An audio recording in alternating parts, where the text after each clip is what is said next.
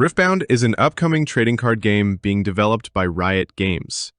Originally intended to be a Chinese exclusive, late in 2024, Riot Games officially announced their plans to release and support Riftbound worldwide.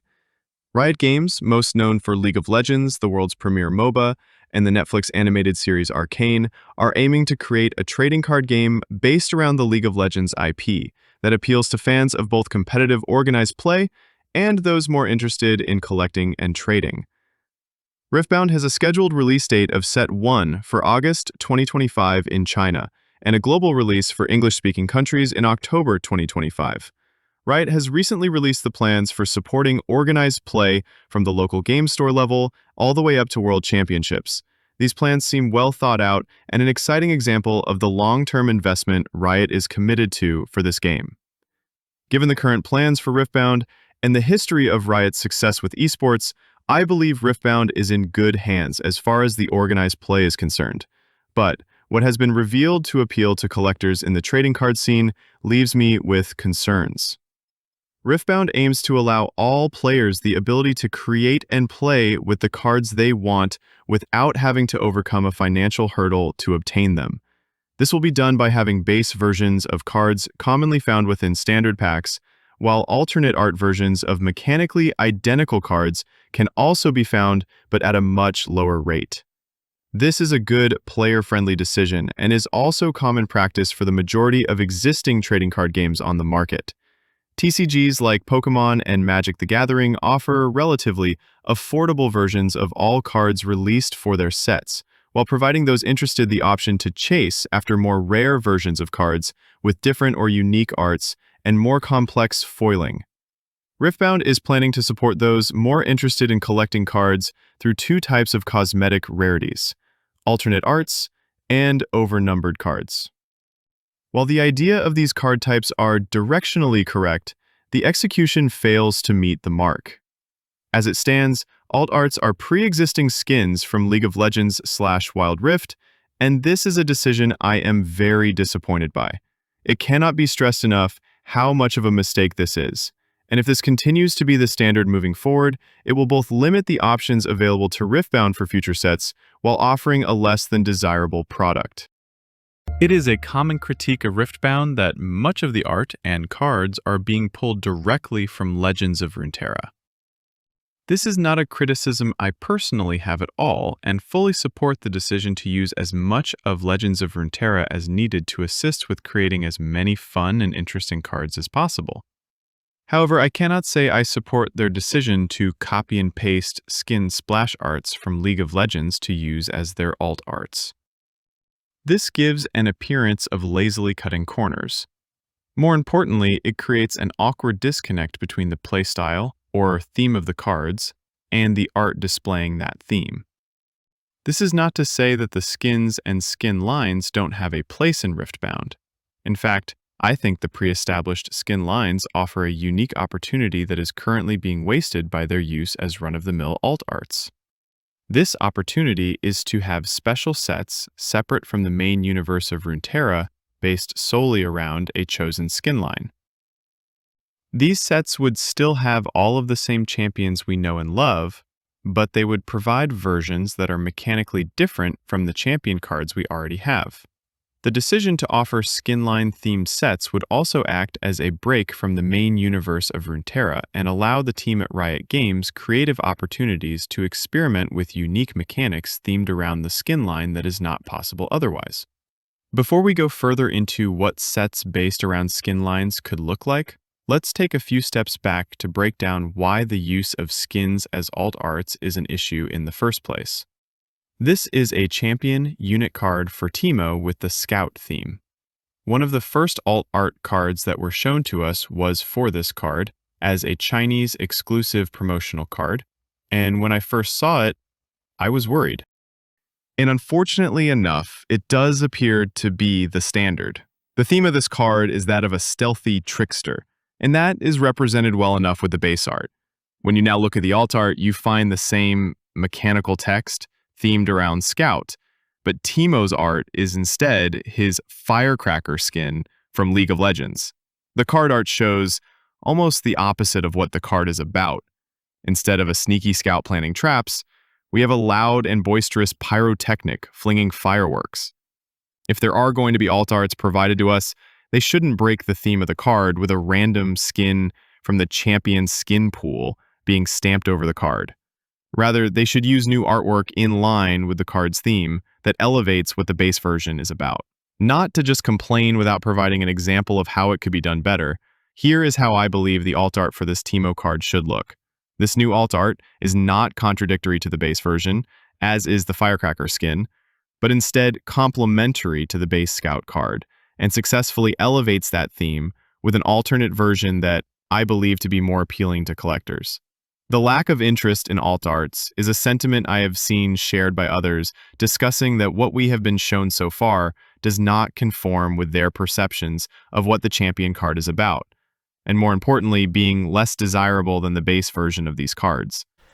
I'm not a fan of this skin. I've noticed, again, I don't want to go off on a tangent, but I don't like a lot of these alts skins. Like, I think Jinx is another one that I don't like, and then I think there's one more.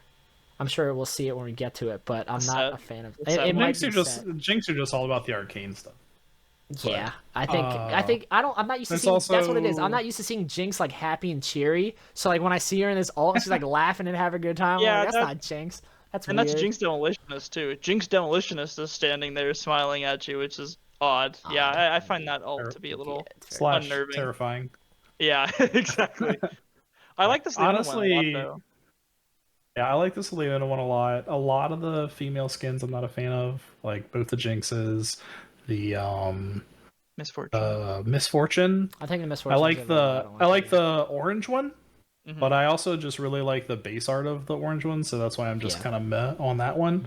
But I do not like the futuristic one for the purple. I don't like it at all. Yeah, Battle Bunny or something like that. Battle Bunny. Yeah. Or is it the Anima one? I think it's Anima either way. Yeah, I can see it in Lee Sin for sure. Very good. Low key, okay, I guess this one Jinx isn't as bad. She's too happy, which is my complaint. But the skin itself, I actually really like. But the Chicken Little looking thing, I'm not a fan of. Chicken Little, that is Space Odyssey Jinx, sir. It's aggressive. She's Chicken Little. Look at that haircut. Yeah, I don't like either of them. Right. I like base ones way better. Yeah. Demolitionist Jinx. Like, how do you go up from that art? That art is amazing, bro. They cooked. Yeah. I mean, I don't like the base purple Jinx, so like I'm like this one is Chicken Little is coming around. Really? Me. I would just use the Arcane promo one. That's my favorite purple art for the 5-drop. This is a major problem which needs to be addressed for future sets, if not corrected in time for Set 1 release. One of the most popular characters from the League of Legends IP is Jinx. Let's go through her current cards to show how alt arts are being delivered and some examples of how to improve. Here we have Jinx Demolitionist. I'm not going to read the entire card, but the theme for it is going fast and doing a lot of damage. The alt art for this card is simply the Battle Cat skin from League of Legends. Once again, a seemingly random and out-of-place skin. This alt art fails to capture the theme of demolition more or less than any other skin from Jinx you could show instead. This is an example of what a possible alt art could instead look like, and definitely hits the mark much better. In the base version of the card, we see Jinx firing a rocket from Fishbones, and in her alt art version, she is riding the rocket. I am going to repeat myself a lot because I want to reinforce the fact that alt arts should not change the base card's theme, but take what is there and improve upon it. Now let's look at her other card for Set 1, being Jinx Rebel. As the flavor text implies, this card's theme is about Jinx doing her own thing and going against the rules to do things her way. For most other champions and playstyles, having to discard cards would be seen as a punishment or something that hurts your tempo. But not Jinx. She instead wants to do this. As you would expect for a card with this theme, the alt art is the Odyssey skin from League of Legends. I say that sarcastically because the one has seemingly nothing to do with the other. It's lost on me how this version of the card is supposed to be taking the Rebel theme and offering an alternate art, when it clearly is offering something entirely different, seemingly for no reason at all. Once again, This alt art card that I would offer as a replacement is clearly showing in a more artistic fashion the theme of Rebel and how that relates to Jinx. I am not trying to say these alt arts have to be exactly the way I would want them to be, but rather using these examples to show what we are missing out on, to show what we could have as alt arts instead of what we currently have, and how Riot can improve these cards, because I do believe there is massive room for improvement with the chase cards being provided to us. Now to briefly touch on how skins should be done, before I go full into my sales pitch. This is an example of how you can take the artwork, which Riot already has for these champions, and package it into a playable card based around the skins theme. I based the playstyle for the card around what lore I could find for Odyssey Jinx, and put her in blue to showcase the more intelligent side of Jinx. This card is made stronger for each gear you own, which would play off of her ability to use whatever tools she has available to her advantage.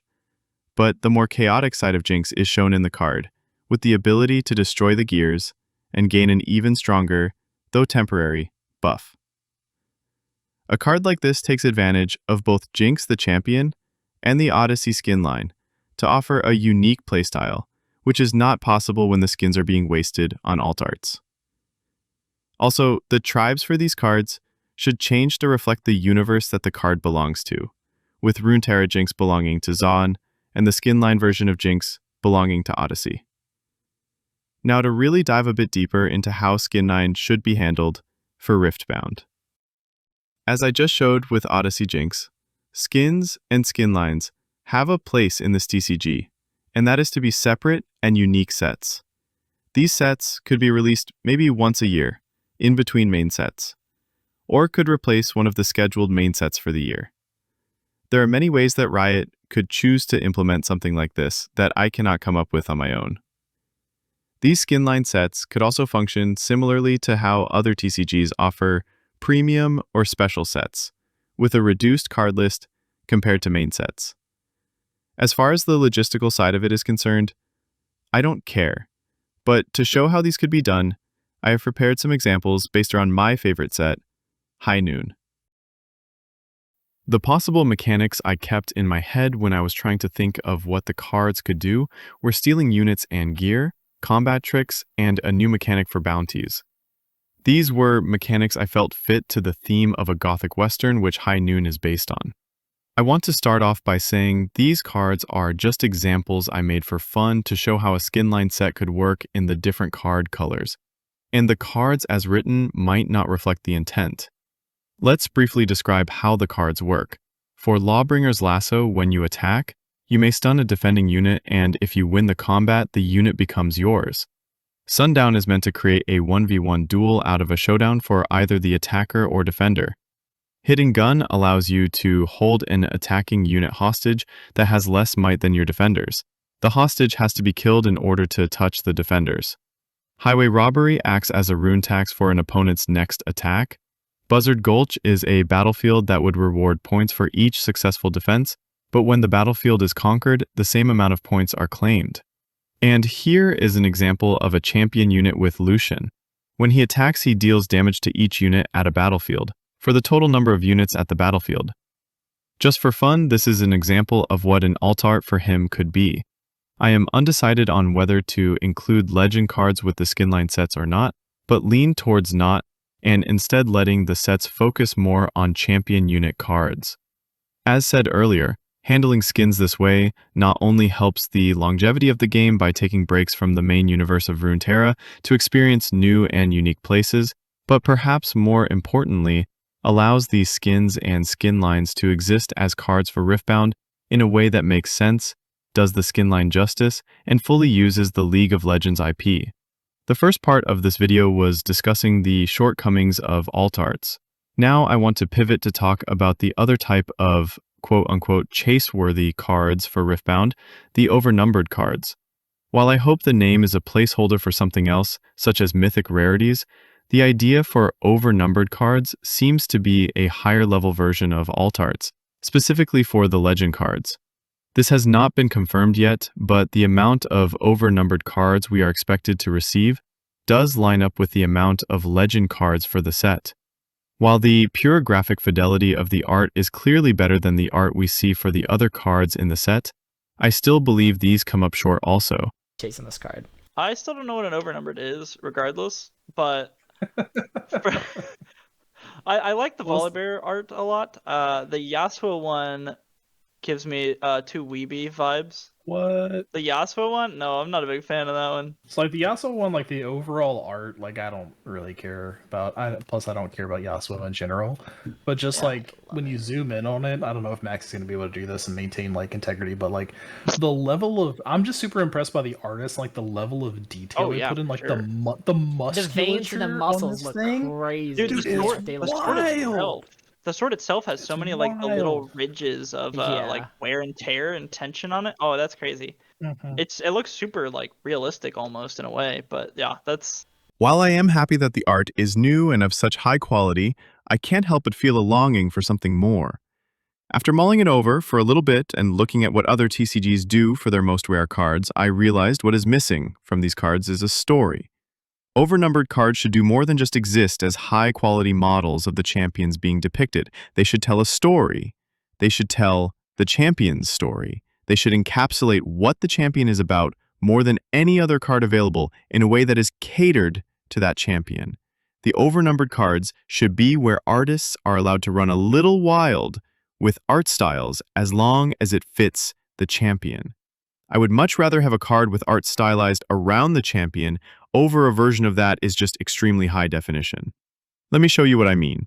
One of the 2 overnumbered cards that we were shown is of Yasuo. Truly a stunning model of Yasuo as far as visual detail goes. But take that away, and it is just Yasuo swinging his sword. There is really not much more to it than that. It has a black background, and there are some visual effects throughout the card, but it doesn't show much else as far as a depiction of Yasuo goes. I looked hard to find a piece of art that I felt gives us a look into the character the most. And I think this does a great job of just that.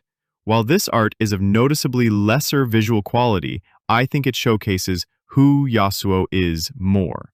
Those who know Yasuo from the lore know he abandoned his master, which resulted in his death. His brother Yone hunted him down to kill him, but Yone was killed instead, and it is parts of Yasuo's past, such as this, which is why he is unforgiven. While this scene might not be depicting anything specific from his past, it shows the weight that Yasuo's actions have on him, and the nature of those actions. It is worth mentioning that I tried to find art that was closest to the more stylized art that is common throughout the Eastern nations, which is fitting for the character being based around the traveling swordsman. I did this to build on the idea that the pure definition of the art should take a backseat to style of the art, and this is most apparent with the changes made to the Volibear card. Volibear, even more so than Yasuo, is visually stunning. However, Volibear, even more so than Yasuo, is utterly lacking in anything else. While Yasuo is being shown swinging his sword at least, the Volibear card looks as though he had his front-facing camera on while trying to take a picture and ended up taking a selfie by accident. Once again, I think we can do better here. For Volibear, being that he is inspired heavily by Nordic mythology, would benefit by showing a depiction of him in a similar art style. This artist and his Nordic art style is what I was using as the baseline for my search. And while I found something close, it wasn't as close as I was with the Yasuo art. But here it is. This is even more of a visual downgrade than with the Yasuo card. But once again, I think there is more here. This art with Volibear fighting Ornn and lightning shooting off is a better example of the relentless storm that is Volibear. These examples are just meant to be proofs of the concept I am trying to make, and I hope that point comes across here. To summarize, I think the overnumbered cards should take a snapshot of the champion, such as showing important moments that have happened or will happen. And personally, I would appreciate a focus more towards art that services that vision, as opposed to the highest pixel count.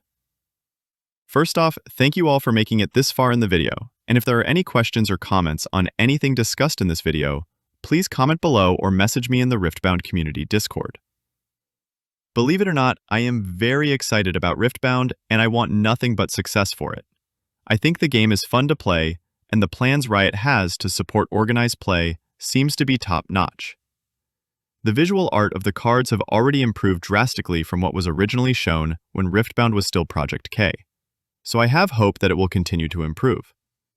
I hope in the ways discussed in this video.